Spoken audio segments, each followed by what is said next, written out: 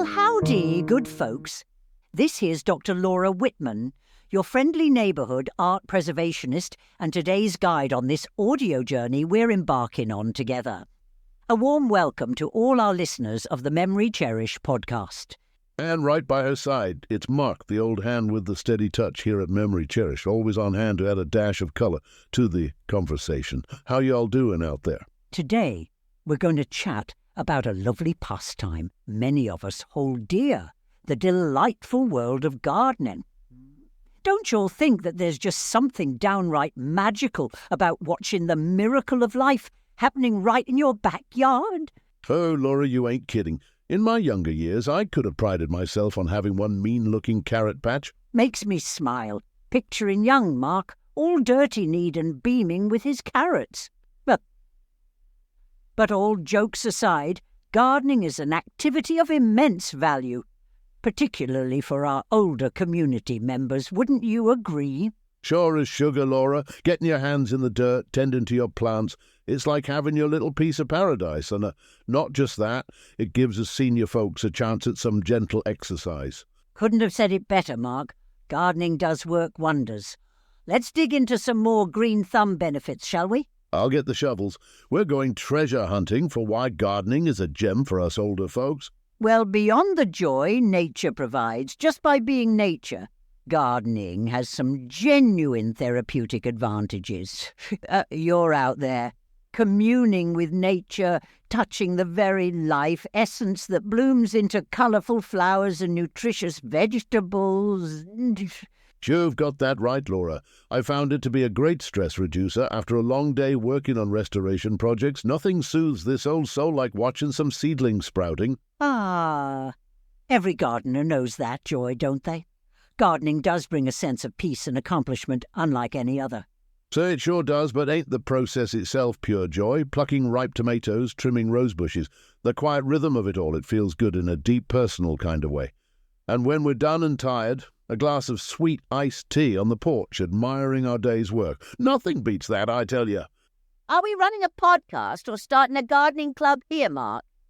Anyway, let's not forget about those tasty veggies we get straight from the patch. Cream of the crop. Fresh and full of vitality. No doubt, Laura. I've had a family recipe made from garden-picked zucchini and sweet corn. They smack your lips good, I tell you. You're making all of us hungry, Mark. Homemade dishes made with love and homegrown ingredients. Much healthier for us too, isn't it? Absolutely, Laura. Remember, the good Lord loaded those veggies with vitamins, not for no reason. It's God's own medicine, if you think about it. Amen to that, Mark.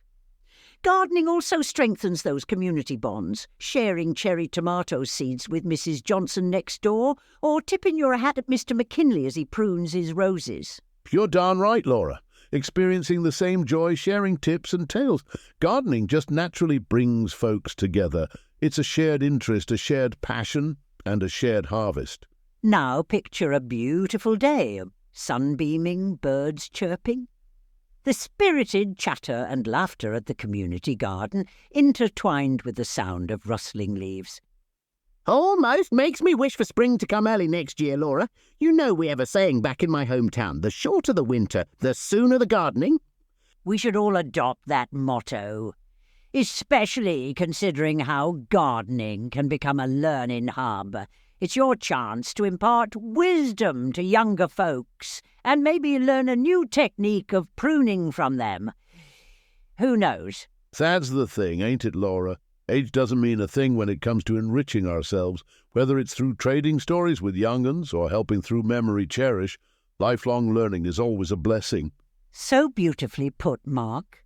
Nourishing life, watching it unfurl upon the vast tapestry of the earth, and harvesting its beautiful bounty, gardening does as much for our hearts and souls as it does for our bodies. Well, we've dug deep into gardening, metaphorically speaking, but I reckon it's time for dinner, and once the stove starts calling, you don't want to keep it waiting. Quite right, Mark. Today's session was a joy being with you all. I genuinely hope our gentle nudge toward the virtues of gardening finds each one of you. Get out there, dig some dirt, plant some seeds, and watch the miracle of life unfurl before your eyes. Hear, hear, Laura. Thanks for tuning in, folks. Remember to keep those pictures safe and cherish the good times with, you guessed it, Memory Cherish. Take care, y'all. Happy gardening and an ever happier reminiscing. Until next time, this is Dr. Laura Whitman. Whitman and Mark here at Memory Cherish. It was a pleasure being with you. Wishing y'all happy memories from our hearts to yours.